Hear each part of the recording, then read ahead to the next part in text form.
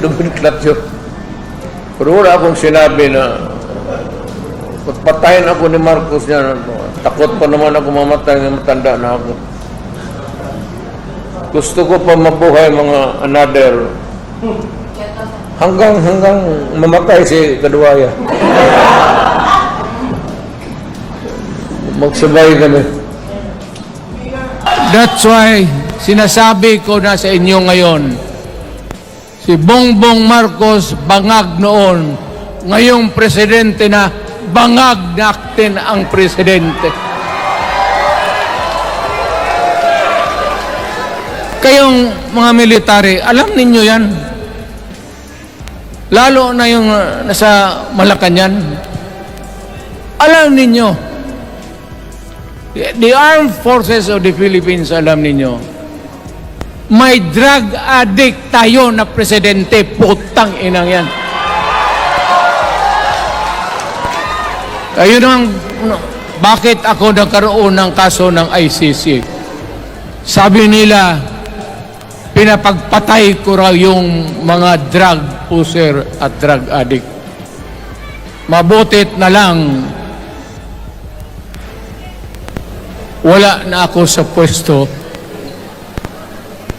baka kasali ka pa. Now, Mr. President, pinilit ninyo kami. Kayo yung sa Bisaya, kinikitoy mo yung Pilipino. You are testing the waters. Not even. You are, pushing to the limits ang pasensya ng Pilipino. Huwag na huwag mong gawin yan. Huwag mong gawin yan, huwag mong ituluyan kaya magkagulo.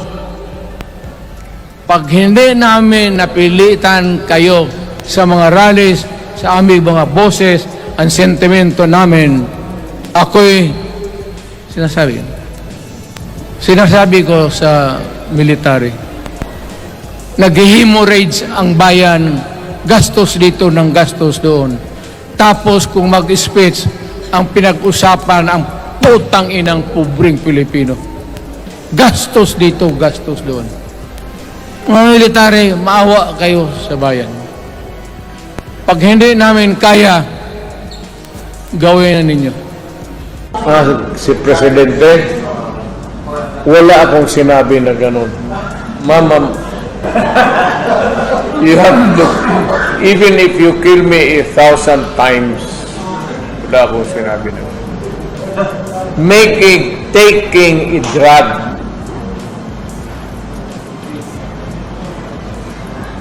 pero kung sabihin mo, addict, wala akong sinabi na ganun. Patayin ako ni Marcos niyan. Maawa ka naman sa akin. Matanda na ako. Ano yun namin noon? If I can say it for to Marcos, I can say it for all.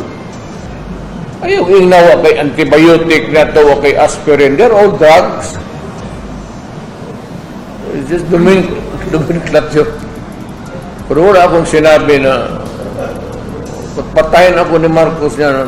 Takot pa naman ako mamatay, matanda na ako. Gusto ko pa mabuhay mga another hanggang mamatay si Kaduwaya. Magsabay kami.